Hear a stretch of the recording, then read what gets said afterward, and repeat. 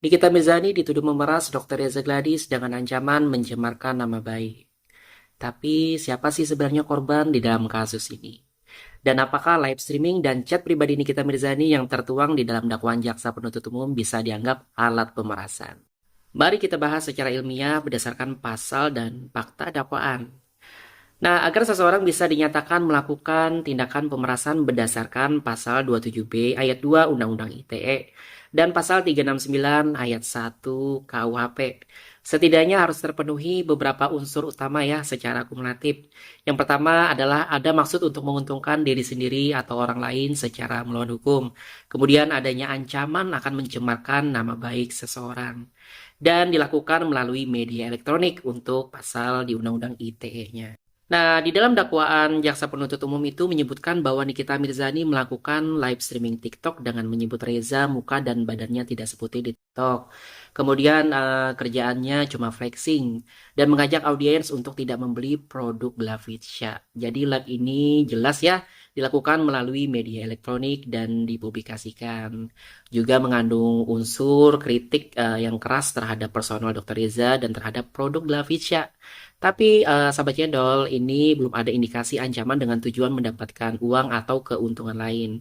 Tidak ada bukti di dalam live streaming itu bahwa Nikita mengatakan kalau kamu nggak transfer, gua viralin terus. Artinya unsur pertama dan unsur kedua tidak terpenuhi secara kumulatif. Nah, di dalam hukum pidana, menurut kacamata netizen cendol, live streaming ini bisa masuk kategori pencemaran nama baik biasa. Pasal 310 KUHP atau pasal 27A Undang-Undang ITE. Jadi masih belum kategori pemerasan. Selanjutnya di dalam dakwaan juga disebutkan ya bahwa di dalam obrolan pribadi Nikita Mirzani itu ada menyebut kata cungkring, kemudian ada arahan atau pernyataan emosional terhadap Reza. Tapi ini bukan konten publik, sahabat channel. Jadi hukum pidana itu tidak menghukum niat atau rencana di dalam obrolan pribadi.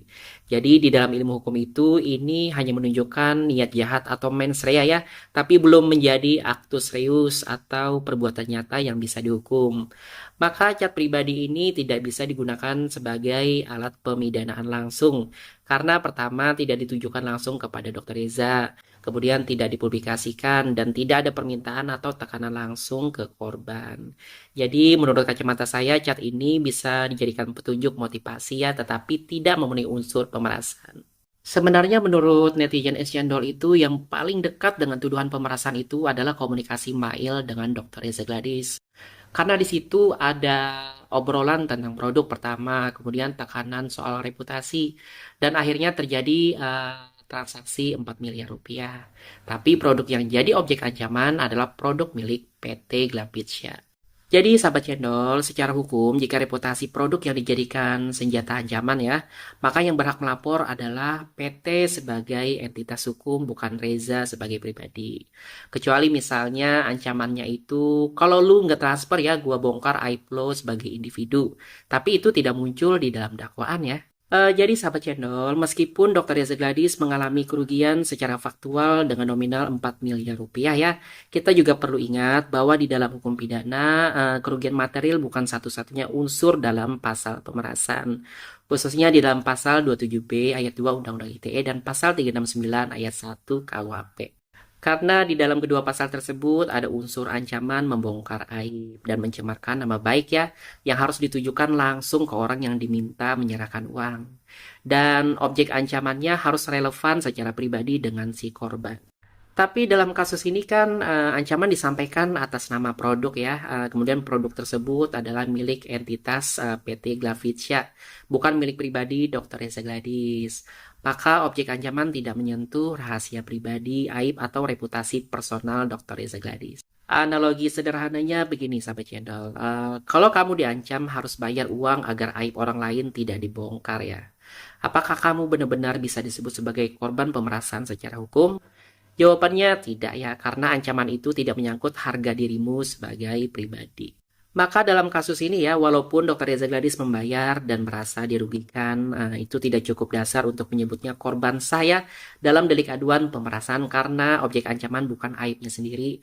Kemudian yang dirugikan secara hukum adalah pihak pemilik produk yaitu PT. Itulah alasan kenapa pengacara Nikita Mirzani mengatakan bahwa yang seharusnya melapor adalah PT Glavitsya bukan Reza secara pribadi.